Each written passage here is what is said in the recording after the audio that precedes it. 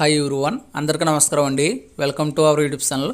ఆంధ్రప్రదేశ్ రాష్ట్ర వ్యాప్తంగా ఉన్నటువంటి ప్రజలకు ప్రభుత్వం నుంచి ఎదిరిపోయే శుభవార్త అయితే రావడం జరిగింది. ఈరోజు 5 హామీలకు సంబంధించి ముఖ్యమంత్రి చంద్రబాబు నాయుడు గారు సంతకం అయితే పెట్టబోతున్నారు. సో అవి ఏమిటనేది ఈ వీడియోలో అయితే మనం తెలుసుకుందాం.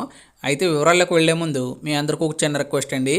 ఈ వీడియో చూస్తున్న ప్రతి ఒక్కరు కూడా వీడియోని ఎక్కడ స్కిప్ చేయకుండా ఎండ్ వరకు చూడండి. అదేవిధంగా ఇలాంటి మరిన్ని ఇన్ఫర్మేటివ్ వీడియోస్ కోసం మన ఛానల్ సబ్స్క్రైబ్ చేసుకొని పక్కన బెల్ ఐకాన్ని ఆల్ నోటిఫికేషన్స్ని యాక్టివేట్ చేసుకోండి. అలాగే వీడియోని మీ మిత్రులకి వాట్సాప్ గ్రూపులకి షేర్ చేసి సపోర్ట్ చేయండి. ఇంకేమాత్రం ఆలస్యం చేయకుండా వివరాలకైతే వెళ్ళిపోదాం. నవ్యాంధ్ర నూతన ముఖ్యమంత్రిగా ప్రమాణ స్వీకారం చేసిన టీడీపీ అధినేత చంద్రబాబు నాయుడు గారు గురువారం సచివాలయానికి వెళ్లి ముఖ్యమంత్రిగా పదవి బాధ్యతలు స్వీకరించనున్నారు.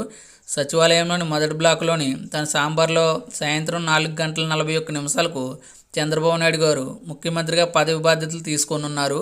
ఇప్పటికే ముఖ్యమంత్రిగా ప్రమాణ స్వీకారం చేసిన చంద్రబాబు నాయుడు గారు తిరుమల శ్రీవారి దర్శనానికి కుటుంబంతో సహా వెళ్లారు.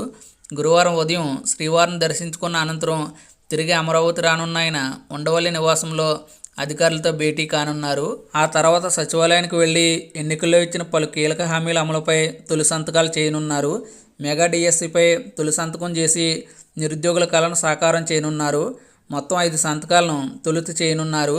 అలాగే ల్యాండ్ టైటిలింగ్ యాక్ట్ రద్దుపై 2వ సంతకం చేసి ఇచ్చిన మాటను హామీని నెరవేర్చుకున్నారు.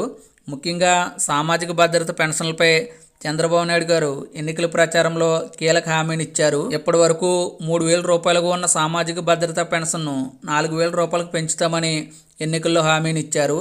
అవ్వాతాతలకు ఇచ్చిన మాట ప్రకారం 3వ సంతకం 4,000 రూపాయల పెన్షన్ పెంచుతూ ఫైల్పై 3వ సంతకం చేస్తారు. ఇక అన్న క్యాంటీన్ల ఏర్పాటు, స్కిల్ గణన ప్రక్రియకు శ్రీకారం చుట్టనున్నారు. ఈ 2 ఫైల్స్పై సంతకాలు చేసిన అనంతరం వివిధ శాఖల అధికారులతో భేటీ కానున్నారు.